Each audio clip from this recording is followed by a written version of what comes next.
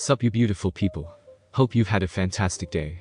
Welcome back to another new episode of What If Naruto was taken by Yoda and trained to become a Jedi Knight. If you guys enjoyed this what if, comment down below and let me know. And go ahead and check out other what ifs in the channel after watching this video. Don't forget to subscribe and leave a like, and also share this video with your friends. So now let's start this video. The Public High Command Offices, Coruscant. Naruto sat in his temporary office holding a caffeinated beverage at the ready. His hands, trembling subtly, rose the drink to his mouth, only to realize that the container was empty. Groaning, Naruto threw the can into the growing pile of another dozen or so energy supplements. It had been nearly 2 weeks 12 days, to be exact, since the start official of the Clone Wars, and things were still extremely chaotic. Hundreds more systems sitting on the fence had seceded from the Republic in support of the Confederacy, no doubt thanks to Dooku's expert political maneuvering. The Separatists' lightning-fast raids on supply facilities and manufactories had caught the chiefs of staff off guard. Mace's assignments on Geonosis went mostly unchanged and unquestioned, but the Kaminoans had cleared another 1 million clones for active duty very shortly after the battle. There were many more legions to form, armies to organize, and commanders and officers to assign. Not to mention the hundreds of warships that needed to be constructed to carry out any real offensive against the Separatists. For now, the existing clone legions were deployed with the regular army to Republic territories to act as garrison against any possible separatist incursions. So many files, Naruto muttered as he stared at the 200 files that filled his datapad. As the general of an entire sector army, it was his responsibility to know just what resources he had at the ready, just who was under his command, and what they were best at. Sighing, he decided to get this done sooner rather than later. Picking up first file labeled 10th Sector Army. Opening it and scrolling past his name, he was met with the second in command of the 10th Army. A man nearing middle age with dark brown hair and eyes to match stared back at him. The title of Admiral displayed prominently over his profile. It was the man that he was going to be working closest with. He was to be in charge of the 10th Second's naval complement. Admiral Ross Darhan. Naruto said aloud as he began to read the profile of the admiral that would be assigned to him. He skimmed over the brief description. Ross Darhan, a former pirate hunter, is well renowned for being a superb tactician, best at small-scale engagements, and extremely well-suited for raiding of settlements and outposts. Darhan is a cut above the vast majority of his peers, and is more than eager to prove it if challenged or slighted. Admiral Darhan's tactics are efficient and effective, believing that sacrifice is sometimes necessary to achieve victory. In other words, the end always justified the means for this self-conscious overachiever who clearly lacks ethics. That's gonna be a problem. I can already tell I'm not gonna like this guy. Naruto muttered to himself as he moved on to the next part of the file. He was greeted with an exhaustive list of achievements. Several of the files had photo attachments of the admiral receiving numerous awards, medals, and plaques. Naruto was surprisingly impressed with his military record. Naruto briefly went over his personal description and did a double take. He's 35 and he's a ranking admiral already. Naruto was taken aback by this revelation. This guy was no joke. Most didn't reach that rank until they were at least in their 50s. This guy was barely 10 years older than him, and was already commanding entire Republic armadas. He'd been the bane of pirates across the galaxy for the past decade. Naruto let loose a bewildered sigh. At the very least, his fleets would have a supremely competent commander. Naruto then took note of a hospitalization record and opened the file. He couldn't help but reel back as he saw the grotesque wound that occupied the right side of the admiral's face. From the outside of his nose to his ear was a large gaping wound. Naruto steeled his stomach and read on. The wound had healed well, but the admiral still had visible scarring, even behind the eye patch he now wore. The date on the file was 5 years ago. It seemed that Ross was injured in a raid on a Black Sun pirate outpost. A pirate starfighter charged suicidally into the bridge of his ship. Ross miraculously survived. Naruto read the note left by the medical droid. The patient refuses to acknowledge his disability or accept the reality of his injury. The patient violently bludgeoned the previous medical droid who mentioned the disfigurement. So he's an arrogant ass that's very good at his job for all the wrong reasons, and is very self-conscious about his image. Great. Naruto thought to himself. He'd had enough. He couldn't do anything about Ross, but if memory served him correctly, he had to choose a handful of Jedi to serve as commanders on the field. Naruto looked at the next file and saw a score of Jedi that had volunteered to serve under his command. Going through the much shorter document, he came across an all too familiar name. Unsurprisingly, Siri had volunteered to be one of his Jedi generals. Naruto smiled and immediately dragged her file and assigned her to fill the Jedi General vacancy for the 14th White Area Response Corps. She'd been paired with Captain Zell's Mark as the commander for her naval component. Naruto went over his file briefly, and boy if he thought Ross was bad. This guy was the real piece of work. He was a total glory hound with numerous commendations and banquets associated with them to honor his deeds for the Republic. It seemed he was only in it for the fame and money, but at least he was loyal and competent. He'd had several reports of indecency filed against him, but the charges were all privately settled out of the courts. Naruto chuckled to himself. He was just going to wait for this guy to try something on Siri. He wouldn't even have to be there to get his kicks out of it. He would just wait for Zells to show up with a broken hand one day, and he would know. Were there any decent guys in the Republic Navy? Naruto was beginning to wonder that. He stood up and headed towards his fridge to grab a new supply of energy, but instead opted to open his modest collection of liquor and mixed himself a flame out. He took a sip and savored the freezing sensation in the back of his throat. Satisfied with the mix, he took it back to his desk to look at the naval commanders for the other corps. Vice Admiral Y. Lullander, Captain Jess Strow, and Captain Wilhaf Tarkin, Weil was attached to the 327th Star Corps, which had a focus on naval and starfighter engagements. Made sense that a higher-ranking officer would be assigned to a corps with such a focus on naval and starfighter combat. Weil actually seemed like a decent guy. Late 40s, married with 3 teenage children, a respectable service over the past 25 years. Experienced, dedicated, and respected. He was everything that Darahyn and Marquardt. He was also indicated as the successor of the 10th Seconds Navy, should something happen to Admiral Darahyn. Why couldn't this guy be his lead admiral from the get-go? Naruto next glanced over this Wilhaf guy's resume. What a career this guy had. Started in the Navy before pursuing a career in law enforcement with the Judicial Department, then he decides to become the governor of Eriadu, before finally volunteering to re-enlist with the Republic Navy. Though would leave behind a luxurious gubernatorial lifestyle to become a captain fighting in the largest confrontation. Naruto took a liking to this guy. He was a little ruthless in his tactics during his time with the Outland Region Security Force, but he was effective. Hopefully he would be more compromising on this than Admiral Darahyn. Last was Jess Strow, and Naruto's heart immediately started racing. Golden brown hair and a pair of icy blue eyes stared back at him. She was around Siri's age, maybe a bit younger, but she was a total knockout. Naruto almost fell in love at first sight, but quickly snapped himself back to reality and continued reading. In comparison to the gruff Navy captain Naruto had expected, he actually found that she had mostly gotten her position based on her highly political family, and was quite feminine. She'd been part of the Coruscant Home Defense Fleet for about half a decade, and you could count the number of battles she'd been in on just 2 fingers. She was probably kept safe there as a favor to her father, the current governor of Corellia, but got mistakenly drafted in the ensuing chaos of the Clone Wars by some overpaid bureaucrat. Naruto wiped a trickle of sweat from his brow. Must be the flame out working its magic. Naruto dismissed his increased heart rate and opened a new file. He'd met his navy, now it was time to get to know his army. Thankfully, the 327th Star Corps had survived the Battle of Geonosis mostly unscathed, and had already been organized by Master Windu, and the gaps were filled by its leaders, who Naruto took note of. CC 50-52 Bly and Jedi Master I. Naruto froze. Ayla Secura. Naruto's train of thought was interrupted by 2 things. 1. He was commanding Ayla Secura, a Jedi he'd had a crush on since his childhood, and 2. He was commanding Ayla Secura, a Jedi Master.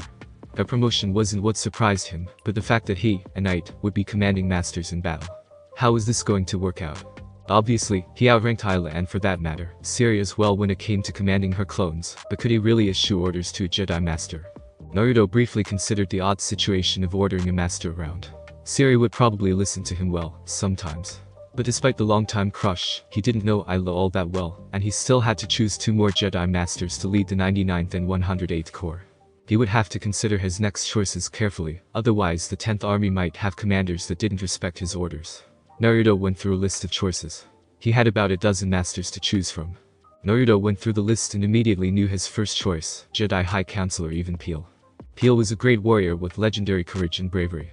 The council had also chosen him for his wisdom, but despite this, Naruto always found Master Pill to be more of an observer that occasionally offered good advice. That was exactly something he needed. Naruto paired him with Captain Tarkin in the 99th Corps. Tarkin had the administrative and military experience that Pill lacked. The 2 would make for a good team. At least Naruto hoped. For the 108th, Naruto had chosen another High Council member, Master Deepa Balaba. He needed someone serious and experienced to counterbalance Captain Strou's woeful ineptitude and complete lack of practical skills. Balaba was trained as a Padawan by Master Windu, who was the most serious and experienced Jedi he knew, aside from Master Yoda.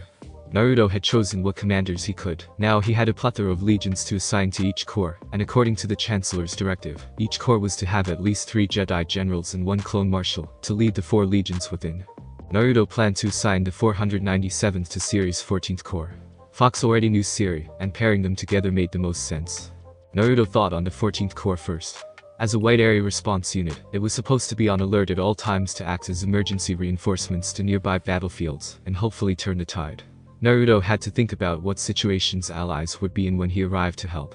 The 497th had performed well on Geonosis, breaking deep into enemy lines. So, if the army to be reinforced were surrounded, the 497th had that covered as a deep operations unit. But what if his allies needed search and rescue? He would need to find them first, so a reconnaissance unit would help. He would also need a unit that could provide allies with supplies and a unit that could provide simple support in a more conventional manner. Naruto scanned the list of over 200 legions that he had to choose from. It took him nearly 2 hours, but he finally found his targets. The 73rd Combat Service, the 328th Overwatch, and the 242nd Mobile Reconnaissance Legions. The 242nd even had Jedi General Sarakido attached to it already. Perfect. Naruto looked over at the time and noticed it was getting extremely late. He decided that he would finish with the 14th Corps and then head to bed to finish the rest of the assignments later. He only needed to find one more Jedi Knight, and so he opened up the data file of volunteers. Compared to the dozen or so masters that had volunteered, Naruto had nearly as many names to choose from as there were legions. Naruto struggled to pronounce the Silurian words of the first name. Kmars Redathgom. Kmars is his first name, I hope. That's kinda easy to say. Naruto looked at the Weequay Jedi that had volunteered to serve under him. Naruto thought he had recognized him from the arena on Geonosis. Naruto looked at the next name. Ulterswan was thankfully much easier to pronounce. Naruto also thought he recognized the name from Geonosis, but he was so tired he didn't bother to think too much about it. He assigned Jedi Generals to the legions, and tapped the screen to finalize the command structure, only for an error message to appear. What do you mean the 497th doesn't have a commander assigned to it? Stupid datapad. Fox is the leader of the 497th, you moron computer. The sleep-deprived Naruto shouted at the inanimate screen. He scrolled up to the 497th to confirm his statement, only to find that Fox wasn't the leader of the 497th. In fact, no one was. Naruto began to sweat a little. He did a quick search of Fox and found his name as an active soldier. Good, at least he wasn't Kia. But Naruto had to look more closely to notice his new assignment, Martial Commander for the 14th Wide Area Response Corps. Naruto had forgotten that each corps was commanded by a Jedi General and a Martial Commander. It seemed that Fox had also gotten a bit of a promotion in light of their accomplishments on Geonosis. Thankfully, Fox had already unknowingly chosen his successor. Fox had selected CT-81-4-9, the captain for the first company, to lead the Legion during their absence. Naruto promoted 8149, who had received the nickname King from his comrades, and had to give him a new designation number. Naruto chose CC-1-2-93, but he never intended to call him anything aside from King. Naruto filled the remaining vacancies and finished his organization of the First Corps. He headed towards the couch and face-planted into the cushion. His energy spent, Naruto drifted off to sleep almost immediately. That night, in an abandoned factory, two figures walked in the shadows of Coruscant skyline. One was short and took long, sinister strides. The other was tall and walked in a more dignified manner. Both appeared to be quite elderly. Are you sure this is wise, Master? Naruto was the fulcrum that single-handedly turned the battle to the Jedi's favor. If I hadn't sent the boy to distract him, I doubt the probability, but the threat of defeat was there.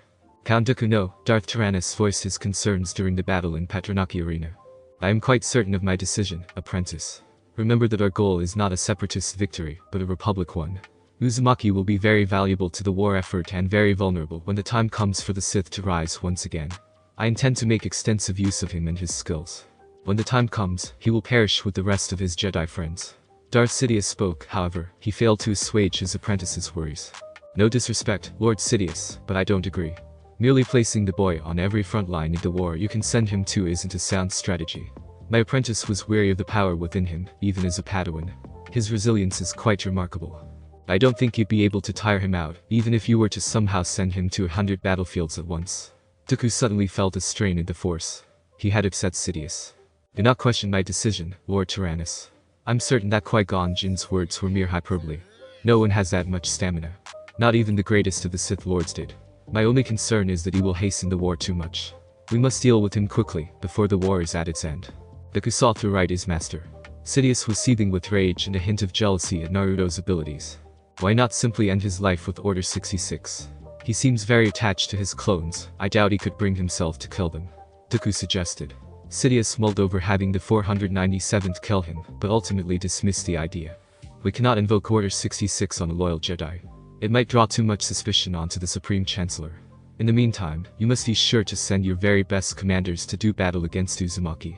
In time he will falter, and then you shall deal the decisive blow against him. Do not fail me, Lord Tyrannus. Sidious finished the conversation as he boarded a transport. As you wish, my master. Dooku bowed, trembling with a small amount of fear. It was true that he outclassed Naruto now, but Dooku was certain that Naruto would grow from his prolonged activity in the Clone War, not weaken. When he faced Uzumaki, Dooku would have to give everything he had. Naruto's office, the next morning. Naruto woke late in the morning with an unsatisfied groan. 6 hours of sleep wasn't enough, and he wished that his alarm was simply going off at the wrong time. He had crashed hard off his energy drinks, but he rose off the sofa all the same. The deadline for his assignments was today at noon. He only had about 2 hours to finish up. Naruto finished assignments for the 327th Corps in about 10 minutes. Most of the work had already been done by Ayla after Geonosis. She only needed 3 Jedi generals assigned to her legions. Naruto then moved on to the 108th Elite Corps. As an Elite Corps, their primary job was more strategic combat. To be the flankers, intelligence operatives, and long-distance support. Most importantly, to take out high-value targets. It took him nearly a whole hour, but he managed to take apart and put together a truly exceptional corps from scratch. The 29th Covert Legion under General Faitorana.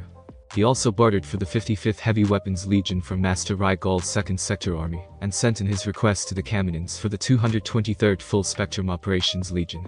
They were fresh out of training, but were still a cut above the rest of the new recruits. Jess would need a well-rounded unit to help out in naval engagements, so the 316th Combined Arms would also give some added security to their naval forces. Naruto had little time to consider the 99th Assault Corps, but he wasn't about to rush things. They were meant to be a frontline unit, but they would need variation in their tactics. The first legion Naruto chose was a migrant from the 497th. Former captain of the 3rd Company, nicknamed Wiz, had gone on to lead the 68th Tactical Legion, which would serve as a foundation, but Naruto needed specialized legions to carry out Wiz's ingenious strategies. And that started with the 134th Mechanized Infantry Legion. They were specially trained in the use of various vehicles, namely the TX-130 Saber, the Bark Speeder, and the more common AT-RTs and 8s. Naruto also considered battles at sea. There were several aquatic worlds throughout the galaxy, and so the 401st Amphibious Assault Legion was one such legion specifically trained for those exact engagements. Naruto looked at the clock. He had only 4 minutes left when he added the 319th Guerrilla Legion, and finally finished constructing his army. Naruto set the datapad down and headed towards the small shower room. He needed to meet with Palpatine to confirm his selection, as well as meet his new commanders. Today was going to be a long day. 6 weeks later, Fonda's shipyards. 2 months had gone by without any major event between the two factions, other than small raids on supply lines and outposts. The widespread deployment of the clone army had slowed down the initial separatist advance. This gave the Republic some time to acquire the much-needed warships in order to carry out proper campaigns. However, that was about to change. More separatist warships are jumping out of hyperspace. The clone officer shouted out as the ship shook. An hour ago, the separatists had launched an all-out attack on Fonda in an attempt to destroy the newly built shipyards. Given the current state of the Republic Navy, the handful of star destroyers they had were extremely valuable to them. Where are reinforcements? The voice of one Master Audi Gallia questioned as she piloted her Delta 7 starfighter against the droid forces. Being one of the best fighter pilots in the Order, she was quickly able to dodge incoming missiles before destroying some droid fighters. Their forces only consisted of 2 Venator-class star destroyers, 1 Acclamator-class assault ship, and a half-dozen Arquitans-class cruisers. Not nearly large enough to handle the massive droid armada, which consisted of a dozen Munificent-class frigates, with 2 supporting Rikusen-class destroyers. Not to mention the countless droid fighters. The separatists launched an attack on Corellia to pull away nearby fleets. General Uzumaki with the 14th Corps also responded to the attack. He was reported to have left Corellian space almost 4 hours ago. He's supposed to be here already. The officer replied as Gallia frowned at that. It seemed that the separatists had launched 2 attacks, and this one was the real one. Fonda Shipyards was constructing nearly a quarter of the new star destroyers. Losing them now would mean the war would be all but over. We have to hold until Naruto arrives with reinforcements. Do not allow the separatists to break through. She glanced back to the fleet with her order, but gasped as one of the acclamators was overwhelmed and started to break apart. She clutched her controls in frustration. The separatists had completely surrounded the shipyards and her fleet. On board the separatist flagship. By my calculation, our chances of victory at 97.84%. A tactical droid reported to his commander, Wat Tambor, who hummed at that. Wat Tambor wasn't the first man that would come to one's mind when thinking about a general. He was good at creating and supplying war machines, not so much at leading the said war machines. He was mediocre at best, but with such superior numbers, he was confident that victory was assured. Why 97.84%? He questioned the T-Droid, who handed him a datapad. Our forces of Corellia have reported that a portion of the enemy's fleet left the combat zone several hours ago. The T-Droid replied as Wat Tambur's eyes widened. If Republic reinforcements arrived from Corellia, they would be dropping right behind him. You fool. Bring the fleet around immediately. He ordered, but the T-Droid only looked at him in confusion. The odds of Republic reinforcements arriving in time are... The T-Droid was cut off as a battle droid spoke up. General, we have Republic capital ships jumping out of hyperspace behind us. The battle droid reported as Wat Tambur frowned and quickly ordered 5 frigates and a destroyer to turn around and deal with this new threat. With Naruto. Seems like we're a little late. But that might have turned out to be a good thing. Naruto said as he observed the marvelous positioning of the Separatist fleet before him. They were completely unprepared for Republic reinforcements, and Naruto had arrived right in their rear flank. A day ago he was forced to head towards Corellia to defend it against a large-scale Separatist attack. However, partway through the battle, he was informed that the Separatists had launched another attack on the Fonder shipyards. Knowing that the garrison would never be able to defeat the numerically superior Separatist fleet, he ordered the 14th Corps to be divided in half. Leaving half of Corellia to deal with the Separatist fleet, he and Siri sped off towards the Fonder system. Siri, Captain Flash, take the fighter squadrons into battle, relieve some of the pressure on our boys around the shipyard. Keep those bombers away from some of our best pilots.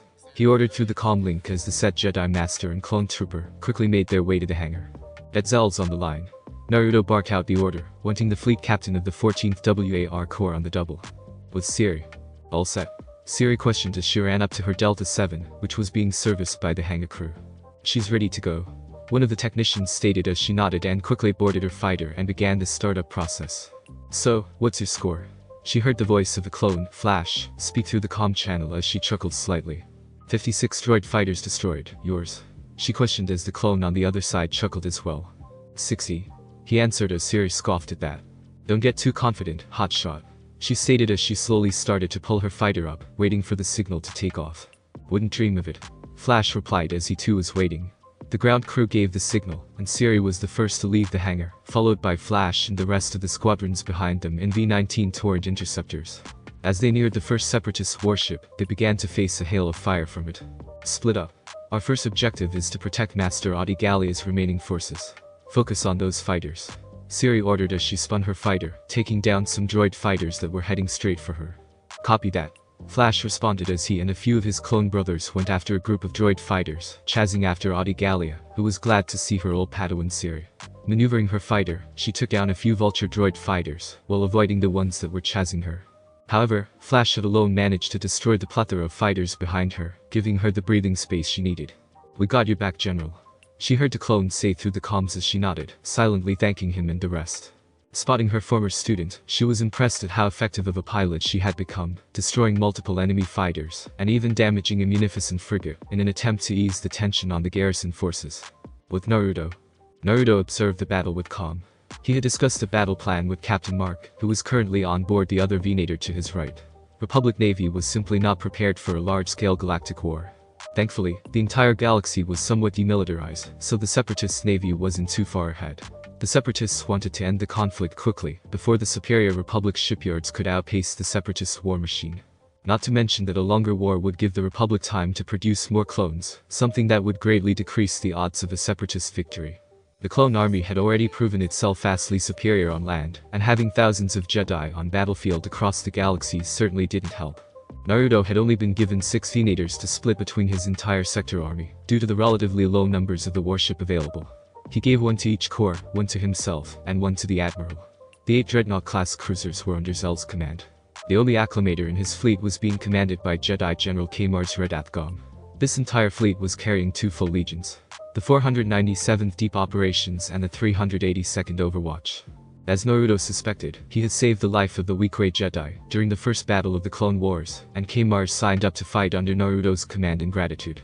Zell's was a capable, if cantankerous and somewhat pompous commander, ordering his vessel to carry out concentrated attacks on 1 Separatist ship at a time. It was working.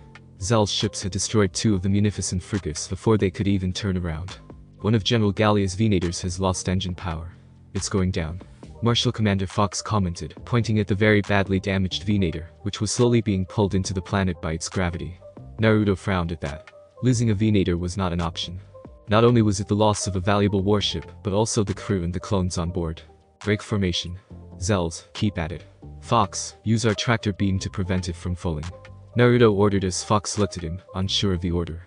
But sir, shouldn't we focus on the battle? Fox questioned as the separatist frigate was blown into 2 pieces. Naruto smirked and shook his head. I'm sure Zells will be alright without us. We must save the Venator. This early in the war, every ship and soldier counts. Naruto responded as Fox nodded. Ships weren't cheap, and neither were clones. The Republic still had less than half the clones they had ordered available to them. With the order given, Naruto's Venator, Fire's Shadow, quickly began to focus on saving the Venator. With the separatist fleet, Wat Tambor tightened his fist in rage as he watched the battle. His forces were doing so well in the beginning, even managing to disable and almost destroy one of the Venators. But his victory was cut short as Naruto arrived and started to turn the tide. We have lost our second Munificent class frigate. The odds of a victory are now 68.71%. I advise a change in strategy. The tactical droid advised him, but the separatist commander simply shoved the tactical droid out of his way as he walked to the front of the observation deck. His goal was to destroy the shipyards, and he hadn't even destroyed even a single Stardock. He couldn't go back to Dooku and say he failed. He must do something. I want our frigates to begin board at the empty Stardocks. Land our troops and destroy the main station from inside.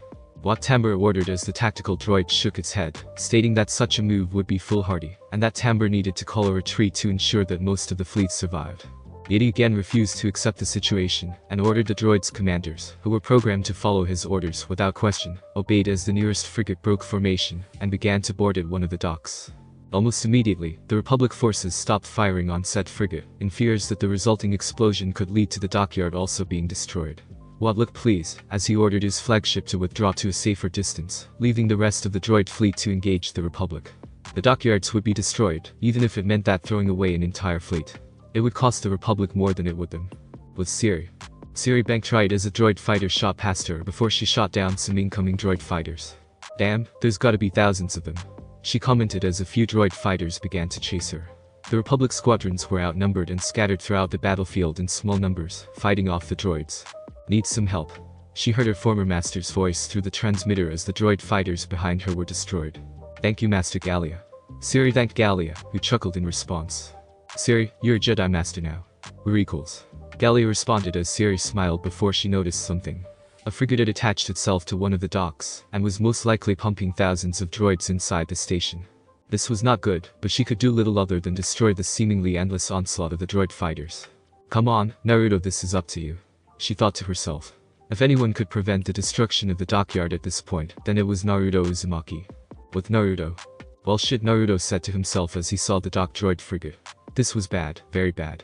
They could not fire upon that frigate, but they couldn't just let them rampage across the station. So, a plan needed to be made and he knew only one. Boarding the station and stopping the droids. General K-Mars. Naruto spoke as he walked up to a large circular table located towards the entry of the bridge, Fox following behind him. What's the plan? The hologram of K-Mars appeared as Naruto pressed a few buttons and a hologram of the station, and the droid warship appeared in the center of the table. The droid fleet is blocking our path to that docked frigate. Pushing through will take too long. We need to board the station from the opposite side, and make our way across the station and repel the droid forces. Naruto explained as K-Mars hummed.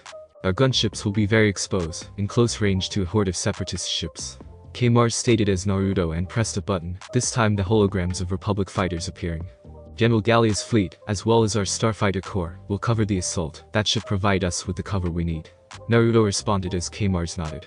Very well, I'll get some of my troops ready. K-Mars said as the hologram was cut off. Naruto then turned to Fox, who was ready for whatever orders Naruto. Get the 497th ready for assault. I'm going to need King on board the station in case we need to split up. Naruto ordered as Fox nodded but was confused with something. And me, sir? Fox questioned as Naruto chuckled. I need you here. Make sure the separatist fleet does not interfere any further. You're in command, Fox. Naruto replied as Fox understood. Someone had to ensure that the chain of command remained intact. Understood, sir. Fox replied as he began to send out orders to his comrades, preparing the troops for battle, and the necessary gunships for sortie. On his way to the hangar, Naruto contacted Gallia and Siri for their new objective. In the hangar. The hangar was filled with clone troopers, as the gunships were loaded up with the 4th, 10th, 18th, and 21st regiments. The entire 497th was gearing up for battle again.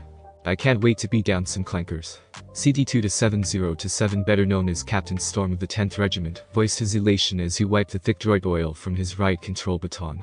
The leader of the nicknamed Disaster Company, it was a company that comprised of clones that were all too willing to take the fight up close and personal, and dismantle droids with their bare hands if they had to.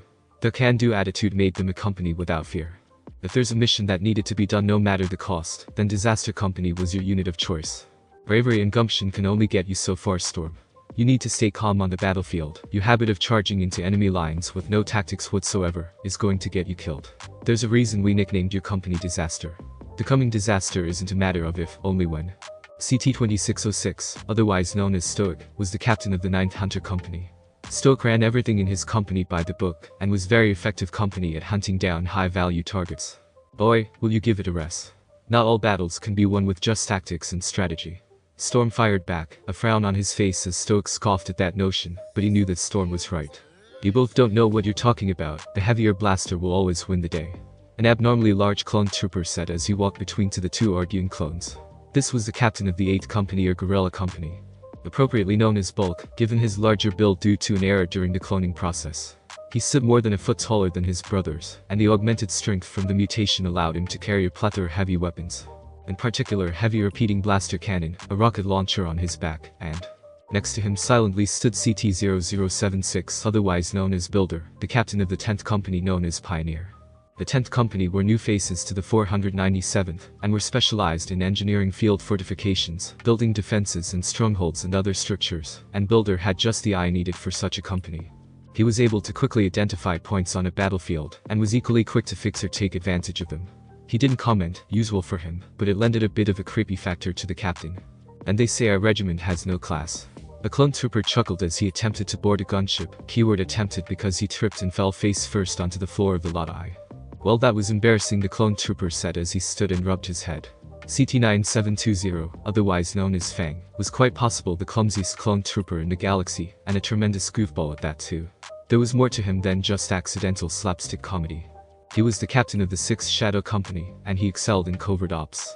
He was offered leadership for one of the many covert ops legions, but he declined in favor of staying with the 497th. How you made captain is still beyond me.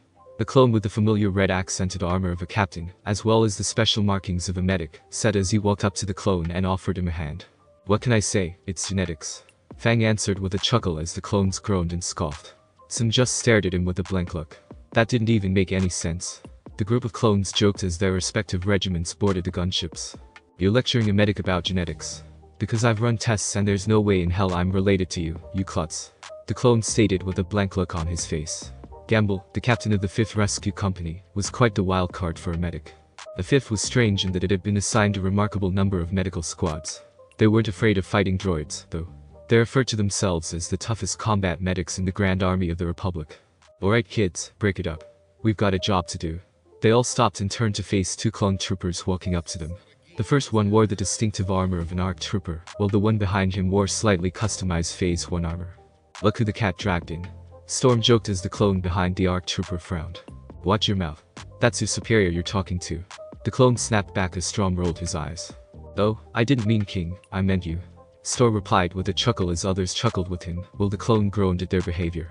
In addition to being the new commander for the 497th, he chose to remain as the leader of the 1st Company.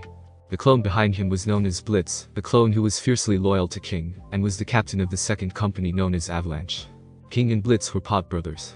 Their loyalty to one another was so great that King dropped out of the clone commando program halfway through his training, just so he could fight alongside Blitz. King was loved and well respected, but Blitz was too much of a hard ass to get along with anybody. Alright, you two. That's enough. King ordered as they all stood at attention. Hearing footsteps behind him, King turned around to see Naruto approaching the gunships. He, along with Blitz, stood at attention, saluting their general. No need to be so uptight, Blitz. You should be more like your brothers, Naruto said as the clones eased up. This would be their first real fight with their general, considering this would be the second ground battle they have fought after the first battle of the war. I am sure you all are dying to know what the mission is, correct? He questioned as they nodded. Smiling, Naruto looked down to his old astromech droid, R4. R4, will you? Naruto beckoned the droid, who beat before it, and projected the hologram of the Stardock. Here's our mission, board the shipyard, and pacify it of separatist forces. We'll be boarding from this side, where the droids have yet to reach. Naruto pointed towards the far end of the station. What about the dockyard security forces? Liz questioned, plans already formed in his head. There were many ways to approach this situation. Boarding the droid frigate itself, destroying the frigate, or flat out destroying the section of the station infected with the droids, though destroying the station would be counterproductive. Too small, they can't hold out for long. Naruto answered as they all nodded. No way the security forces were going to hold back a frigate full of thousands of battle droids. Any details, sir? King questioned. Well, the plan was simple, they needed more details regarding their orders. Naruto nodded at that, already knowing the plan he had discussed with K-Mars. General K-Mars and the 382nd Overwatch will also be taking part in this operation. The 4th and 18th Regiments, along with Companies 1, 5, 7, and 12 through 16, will follow K-Mars towards the main entry point of the droids. Wipe out the enemy forces and do your best to stop more from boarding the station. The rest of you will follow me and the 21st Regiment down under the droids. King, I'll need an exosuit because we're going to need to forcibly detach that frigate from the outside of the dock. Naruto responded again as King nodded. Understood, sir. King went to find an exosuit as the rest of the clones boarded the gunships with Naruto. Right. 497th, let's head out. Naruto shouted as they all gave out a war cry and ran to the gunships, quickly boarding them as the gunships began to take off. Siri, we're heading out now. Be sure to clear a comfy path for us, will you? Naruto spoke into his transmitter as his gunship sealed its airlocks took off. With Siri. Copy that. Siri responded as she banked left while firing at incoming droid fighters. Once the droid fighters were destroyed, she quickly located the flock of gunships exiting from the hangar bay of the two Venators. Flash, protect those gunships. Siri ordered as she started to press a few buttons. Understood, but what are you gonna do? Flash questioned as Siri smirked before her starfighter climbed to higher speeds, straight towards a droid frigate blocking the path of the gunships. Just making way, she responded. Flash just shook his head as he rallied some fighters and began to cover for the gunships. Siri meanwhile was maneuvering her starfighter at insane speeds, dodging all incoming fire.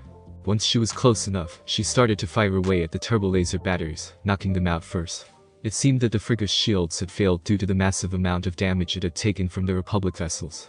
Circling back around, she headed straight for the ship's engines. Come on kids, you can do better than that. Siri yelled as she spun her fighter and dove straight down, firing missiles at the engines, managing to destroy one. The destruction of one engine triggered a chain reaction, causing the other engines to explode as well, leaving the vessel dead in space. Smirking at her handiwork, she circled around once more to take a shot at the bridge, but it seems like the droids had other plans. Gritting her teeth, she was forced to break off her attack, as once more droid fighters quickly got on her tail. Just how many droid fighters are there? She yelled, wondering how in the name of the Force did the Separatists manage to bring so many droids into battle. With Naruto. Naruto stood in his gunship, eyes closed as the gunship headed towards the Stardock. The other clones around him were eager to fight, as they checked their weapons and made small talk. Naruto, however, was thinking about something else. He watched as another Separatist frigate moved in to dock with the station. The Separatist Navy consists of a majority of droids on frigates, meaning that they can sacrifice space that is used up for life support systems for extra space for fighters, turbo laser batteries, droid carriers, and more. He contemplated the tactics of the Separatists. He had learned the vessel dynamics before even going to battle. It seemed like that the Separatists were using the same philosophy when it came to land battles. Fielding a large number of cheap droids with a few bulkier command units. Deploying thousands in swarm tactics. It made it difficult for the Republic to fight against all of their offensives, but by focusing on a select few key battles, victory was pretty easy if you knew what you were doing, that is. Sir, we're approaching the hangar bay. The gunship pilot informed him as Naruto nodded. He would need to change his plan of attack. The gunship quickly entered the hangar bay as the doors slid open, allowing the clones to pour out of the gunships. Looking around, Naruto spotted K-Mars as he jumped out of the gunship. Master K-Mars. Naruto called out as the weak ray Jedi approached the blonde Jedi general. Master Naruto. K-Mars replied with a bow as Naruto gave a sheepish grin. I'm no master. Naruto stated as the weak ray Jedi smiled at that. For his age, Naruto was a popular man within the Republic and the Jedi Order. His actions from his youth and during the first battle of the war had elevated the young man to the level of a hero of the Republic. His promotion to a sector army commander further boosted that image of the young Jedi Knight.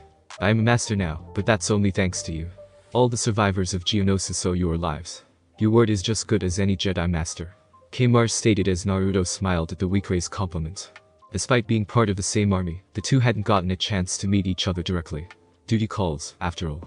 Thank you, but we have more pressing matters to attend. You'll have to take care of that first frigate by yourself. Naruto stated as the Weequay Jedi Master nodded and quickly broke off into the pre-selected group, with Master K. Mars taking his 242nd and 2.5 regiments of the 497th, which included King, Gamble and Storm's companies. Naruto took his part of the 497th and headed towards the elevators. With K. Mars, Master K. Mars and his forces quickly ran through the hallway, heading straight towards the droid forces on the other side of Stardock. However, they underestimated the advance of the droid forces, as they entered one of the hangar bays where starfighters were assembled, filled with droids attempting to break through security forces, which were at their breaking point. Gamble, have your company now this is what I call a fight. Storm shouted as he charged into a droid, smashing its face with his blaster, as the rest of his brothers followed his example. With ruthless efficiency, 7th Company pushed a large part of the droid forces back. Their unorthodox tactics of facing the droids up close was something the droids were not able to compute. Their cheap programming had programmed them to engage the enemy only at range. They weren't ready for the clones up-close battle style. Come on, stay with me, Gamble said as he patched up a wounded soldier, who groaned in pain. The man's right side was riddled with shrapnel, but it wasn't a wound that Gamble couldn't patch up. It was one of his uncanny abilities. Gamble had a large knowledge of biology of not just humans, but different aliens as well. Droids. The wounded security officer shouted as he pointed behind Gamble, who quickly grabbed his blaster and turned to destroy the super battle droid behind him. No sooner did he destroy the B-2 did more droids started to break through from the right flank. Gamble grumbled as he shouted out to some of his brothers, as they started to hold back the droids on the right flank, while the rest of the medics tended to the wounded. Gamble was no stranger to combat. He was pot brothers with King and Blitz, 2 of the toughest troopers in the galaxy. No man left behind, Gamble shouted as he and his brothers held back the droids. He wasn't going to leave a man behind. As this was all going on, King observed them all as he too fought in the battle. He was tasked with protecting the Jedi Master, as the two spearheaded the attack on the left and middle flanks of the hangar. With Naruto. Push. Naruto shouted as he and troopers pushed forward, cutting down droids after droids. As they pushed forward, a large number of droids appeared from a pathway to their right. Builder. Take your company and hold that hull. Do what you do, Naruto ordered as Builder nodded and took his men to carry out the order. Quickly approaching the hallway, they opened fire at the incoming droids, as Builder looked around the hallway before he called out 2 of his men. I want you 2 to set explosives here and here. We're blocking this whole hallway, Builder ordered as his men quickly began to place the explosives while he and the others covered them. While he was carrying out his orders, Stoic and Blitz were tearing through the droids. Blitz unsheathed the small vibroblade under his custom knuckle plate and slashed through a droid that was unfortunate enough to be nearby.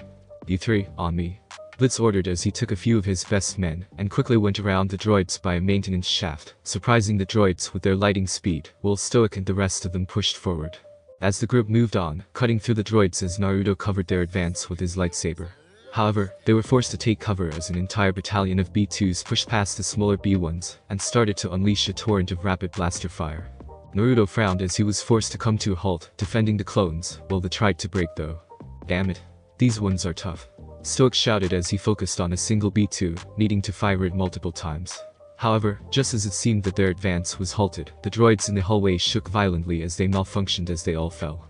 Across the hall, Fang was holding 2 imp grenades, more affectionately referred to as droid poppers, between his fingers, standing along with a few of his other troopers. What took you so long? Naruto questioned as Fang chuckled. Perfect stealth simply cannot be rushed, General. Fang responded coolly as Naruto rolled his eyes. He had sent Fang and some of his best men to go around the droids, bypassing any droids in their way without alerting them, and then deploy droid poppers to destroy the droids. We have to keep moving, Stoic reminded Naruto, who nodded as they heard a loud blast down a hall to their right behind them. That takes care of them, Builder stated as he turned the corner. They had just collapsed the entire hallway upon the droids, stopping their advance and blocking the hallway for good. Good, now let's get a move on, Naruto shouted as the strike forces quickly began to push, encountering light resistance along the way. However, as they neared their first objective, the reactors, they found that the security forces were already being pushed back, losing control of the reactors that powered the entire station. If the separatists gained control here, the entire station was in jeopardy. The security forces had hastily put together barricades and erected cover to form a defensive line. Builder, see what you can do about those defenses. Stoic, Blitz, reinforce their lines. Bulk, get some heavy weapons up there on the double. Fang, on me, Naruto ordered the captains, who quickly nodded. Builder quickly took charge of the defenses as he started to point out the weak links and filling them up. Bulk, along with his company, quickly began to bring up heavy cannons to stop the droid advance. Stoic and Blitz held the line but started to lead small groups across the defensive line and into the droids from their flanks. Who's in charge here? Naruto questioned as he ran up to a bunch of security force soldiers. They weren't clones, far from it. They were regular recruits that were given such tasks as keeping order, or simply guarding. The commander was killed when the droids boarded, but I'm the only senior officer left. A female soldier answered. When the droids boarded, it was a massacre. Most of the security forces are new conscripts with incomplete training. A lot of them didn't think they would even have to fire a single shot during the battle. They were the first to go when the SEPs boarded. This included most of the senior staff. The merciless clanking of the droids across the hall terrified them, and the endless number of them didn't help. Some even choose to commit suicide, then face the endless number of droids. However, those who knew the trait the droids possessed and had some form of military experience survived and held out. What's your name and rank? Naruto questioned the female, who raised an eyebrow. Sergeant Rev of the Guard. I used to be part of the shipyard's private security. She responded as Naruto nodded as he looked across the lines. Well then, Sergeant, you're now in charge of the defensive line. Naruto stated as Rev stared back flatly. I'm just a sergeant, General. She countered as Naruto raised an eyebrow as he deflected some incoming fire. Right, and I'm just a Jedi Knight. The ability to let does not depend on rank. It depends on whether or not you can convince people to follow you. And it seems like you can. Not to mention you probably know this station better than anyone else. Naruto stated as Rev tried to come up with another counterpoint, but she had nothing. Understood, sir. She replied as Naruto nodded and scanned the droid lines. The droids just kept marching on and on, never wavering. They had deployed Droidekas. What's the status of the reactors? Naruto questioned her as she fired her blaster at the incoming droids. Not good, I'm afraid. The droids overran our defenses and took the reactor rooms. I saw some droids carrying explosives into it. I think they're planting explosives. Don't think I need to tell you, but if those things blow they'd bring the whole station down, and all of the Venators in Stardock with them. Rev answered as Naruto hummed. That was something he could not allow. We'll deal with the explosives. Fang, on me. Naruto ordered as Fang followed after his general, leaving Rev in charge of holding back the droids. Orders, Commander. She heard a clone say as she sighed. Best you get to work then. With Siri. How many goddamn fighters do they have? Siri shouted as once more droid fighters were on her tail. It didn't help that they had lost many pilots on their side, but the separatists seemed to have thousands of droid fighters. Calm yourself, Siri. Don't give in to anger, she heard her former master's voice through the transmitter. I'm not angry, I'm just really pissed off. She huffed, taking out 2 droid fighters. Their attacks have started to fall short. The separatist fleet is losing steam. Gali reassured her. True, the separatists were clearly losing the battle now, but they weren't making it easy. With K-Mars. K-Mars had pushed the droid army back out of the fighter assembly area, and all the way across the station to the Stardock. This was mostly due to the Storm's peculiar methods of engagement. He and his brothers pushed the droids back in droves, clearing the way for the rest. That bunch sure lives up to their name. K-Mars stated as King chuckled as he fired his pair of blasters at the droids. He was letting Storm take the lead on this one, it seemed like he had it under control. While Storm's company pushed further, Gamble and his brothers were patching up any clone trooper that fell behind due to wounds. Storm likes to fight up close, no surprise that he thrives in an environment like this. King replied as they finally reached a long hallway that connected the droid frigate and the station. This was the first one, and the second one would be taken care of by Naruto. Shut it down.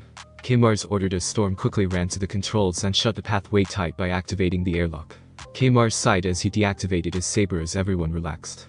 They had done their part. Alright, let us head to the second one quickly, Naruto could probably use our help. K-Mars stated as the strike force began to head to where Naruto was supposed to be. At the reactors. I have to say, this is a pretty easy job. A battle droid said as it set some explosives by one of the reactors. Quiet, get those devices in place. The lead droid ordered. Roger, roger. The droid replied as it turned around to place the explosive, but found itself on the other end of a blaster. I hate this job, the droid said dejectedly before it was blasted as Fang quickly fired at the other droids in the area. Naruto quickly jumped down from the air shaft that they had used to climb into the reactor room. I'll take care of the droids, you deal with the explosives. Naruto ordered as Fang nodded and turned to deal with the explosives. Naruto meanwhile was deflecting the incoming fire. He sent a powerful force push, throwing many of the droids against the wall, crushing them. Outside the reactor room, the rest of the strike force quickly pushed past the droids, clearing the outside of the reactor room. General, you in here? He heard Rev questioned as Naruto opened the door to the reactor room and nodded. Fang's taking care of the explosives. In the meantime, we need to keep on pushing. There's still those frigates to deal with, Naruto stated as Rev nodded as she gathered the remnants of the security forces, eager to help the blonde Jedi push the droids out. Maybe this way she could be more than just cannon fodder that's tasked with keeping order. She wanted to be on the front line, that's why she volunteered. She didn't want to be guarding the same old station she had been working on. With Captain Mark. Zell's Mark was considered a competent commander, if a bit of a glory hound. Prior to the formation of the Grand Army of the Republic, he was just a small-time captain of a small fleet tasked with patrolling the sublight sections of hazardous hyperspace routes, keeping them safe from pirates and criminals. He had climbed the ranks at a reasonable pace, and was a capable captain with a good grasp of tactics. He was always seeking to prove himself, even when outnumbered and outgunned. The man was one of the best the Republic had to offer, and Naruto had changed his mind about Zell's very quickly. After Sari had broken his groping hand and he'd learned his manners, of course. Focus fire on that destroyer. Zell's ordered, pointing at a damaged Rikusen-class destroyer. Throughout the battle, Gallia had lost most of her fleet, but with Zell's in command, they had only lost 2 Arquitans and a single Dreadnought-class cruiser. 2 of Zell's acclimators were pretty heavily beat up and had to retreat from the area of fire. While Fox was left in command of the Fire Shadow, tasked with protecting General Gallia's damaged Venator, Zell's had taken command of the entire Republic fleet at Fonder. Their surprise attack had quickly dispatched 2 of the droid frigates. He had maneuvered his vessel in between the station and the droid fleet, preventing more of the droid fleet from approaching the dockyards. In the aftermath, Zell's had quickly destroyed one of the Rikusen warships, and throughout the battle the Separatist fleet had been steadily losing frigates. With their last destroyer breaking apart from Zell's concentrated turbo-laser barrage, what was once a fleet of 14 ships was now only 4, excluding the 2 that had docked with the station. Separatist fleet that had survived had begun to turn around and make preparations for a jump back to Confederacy-controlled space. "Sir, the enemy fleet is trying to retreat into hyperspace," an officer stated as Zell's frowned. He wasn't going to let them get away. "Do not let them escape, target their engines," Zell's ordered, and his gunners followed suit. He wasn't about to let anyone escape today. As his fleet raced to catch up with the newly disabled Munificent, focused on taking out as many droids as possible, another Star Destroyer dropped out of hyperspace, blocking the immediate path of retreat for the droid fleet. The Venator class immediately began opening fire, destroying the heavily damaged Munificent class. Zell's was probably equally as shocked as the Separatists. He knew who was commanding that Star Destroyer.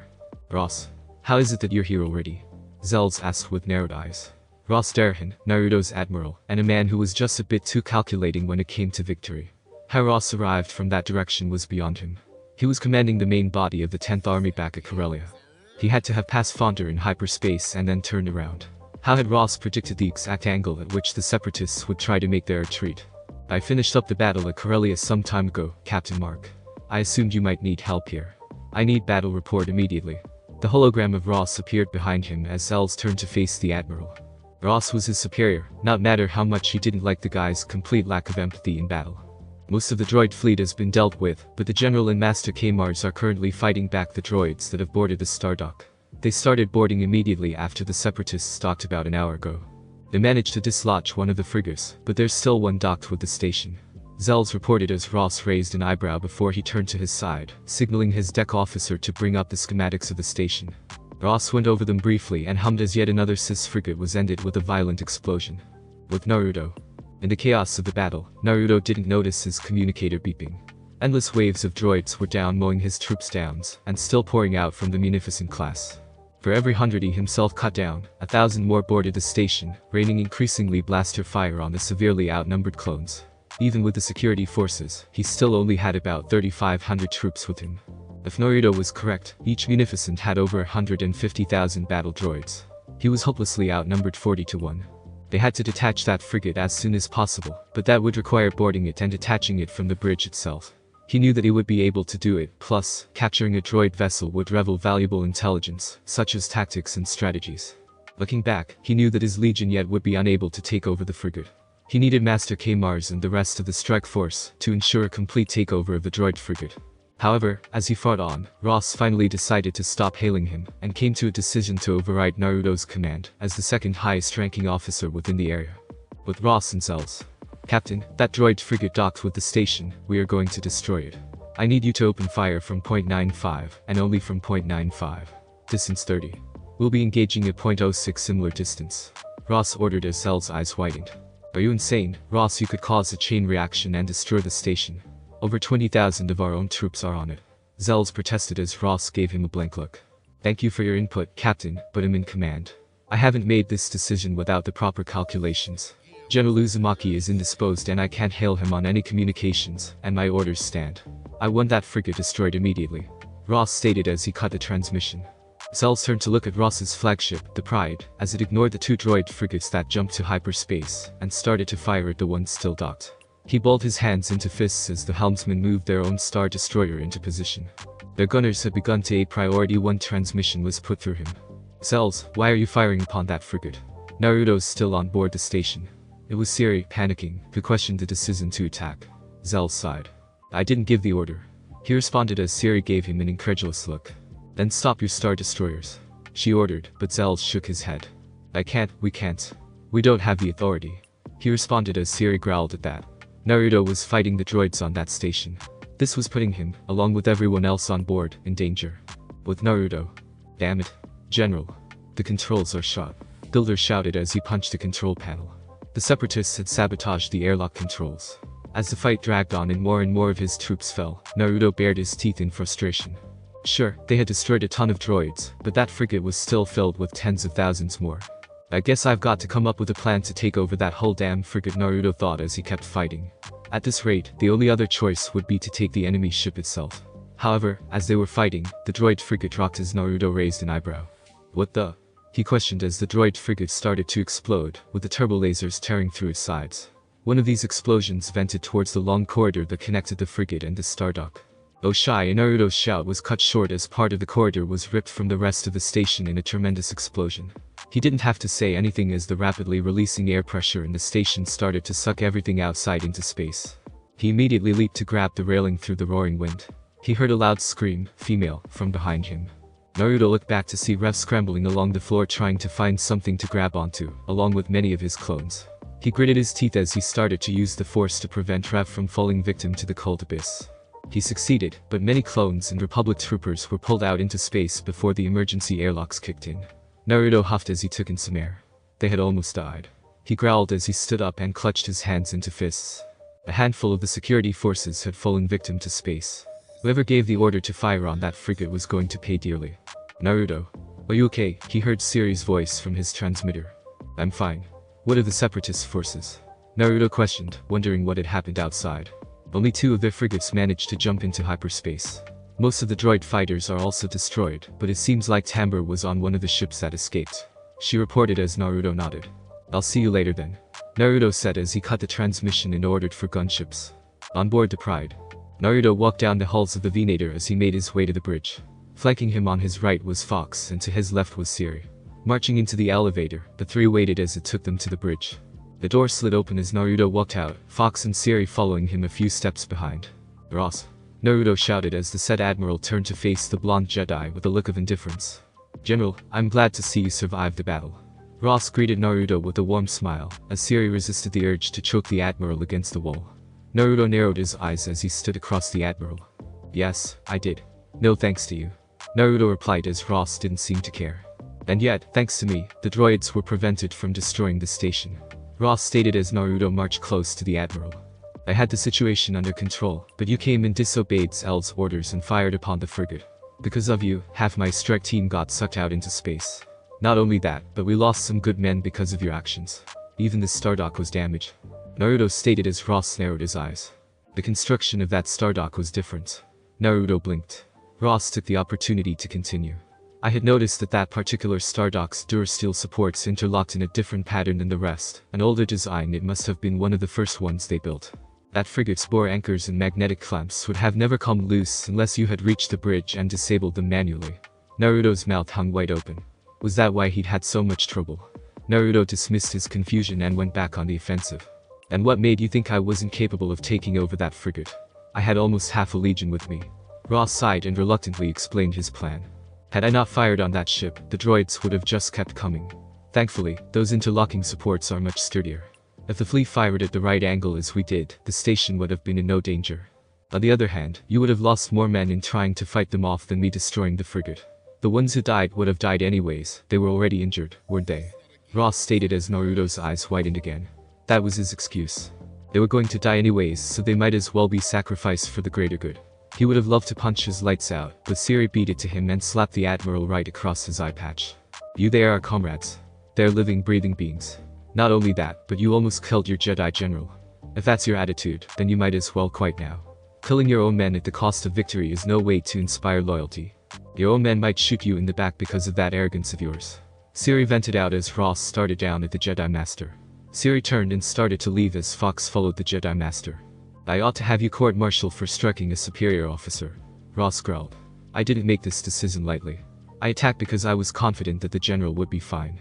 I weighed the risks and saved more lives than you think, Ms. Tachi. She and Fox didn't stop walking. You're lucky you only got a slap, Ross. Next time you pull something like that, I'll be the one cracking your skull. Your military career will end in my holding cell, Naruto stated as he turned to leave as well. He would not tolerate insubordination, not when lives were at stake. He was not afraid of using the power that came with his position. As he left, Ross merely stood there, a frown on his face. He considered the Jedi too soft, not being able to weigh the pros and cons of his decisions. He held no respect for his Jedi general, and he doubted he ever would. They weren't the ones who had spent their entire adult lives relentlessly fought pirates to keep the Republic safe. He noticed that everyone at the bridge had stopped working and just kept looking at him. Get back to work. Send rescue teams already, you fools. Clone armor doubles as an exosuit, so those trapped in space might still be alive, he ordered as the bridge crew got back to work. Turning back around, he looked out into the vast expanse of space. Stupid Jedi, he thought furiously. He and Tarkin would have something to talk about the next time they sat down. Shaking his head, he refocused on what really mattered, the war. Despite being livid with her, Ross neglected to report Siri. Although, who knows? Miss Tachi might look even cuter in a prison jumpsuit. Ross let out a chuckle, careful not to let anyone see or hear him. Thanks for listening. I do hope you enjoyed. If you want the next part of this video, like, subscribe and comment down below, and turn on the bell notification. And also check out other videos that I have created and enjoy. See you in the next video. Peace.